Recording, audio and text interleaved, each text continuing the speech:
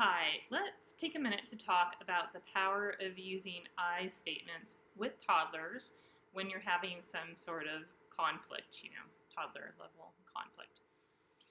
About the age of 2.5, toddlers have a fully developed will, and of course, it doesn't happen overnight. You see that developing all through their lifespan.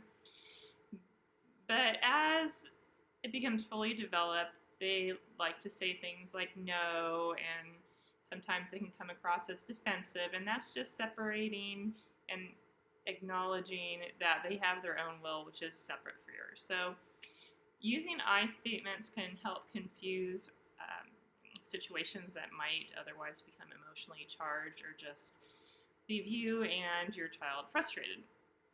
So, using I statements instead of making a statement to the child such as you need to put that away, or you know you already had enough milk, or you, like they don't want to be told. No one really wants to be told what their own reality is. Especially toddlers, really, they like it when we acknowledge that they're separate people with their own free will. And they also need to learn that you have your own free will too. And so I recommend using I statements. For example, if you might say to a child, you're not getting any more milk, you've had enough.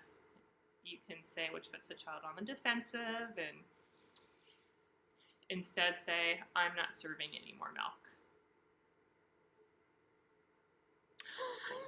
Right?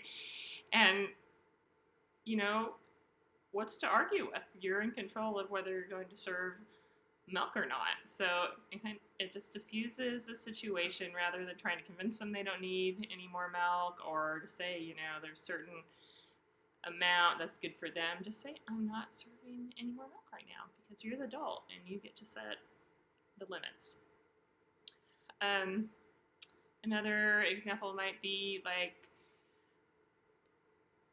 you haven't cleaned up the rest of the books, so you don't really get to have another story. Something like that. Instead, say, I'll read you another story once the books are cleaned up. Right? Because you're in charge of what you get to do, and you don't have to try to convince and argue and coerce toddlers. Just tell them the limit by using I statements, and it's very effective and respectful to both you and the child. All right, please hit like and subscribe, and thanks for watching.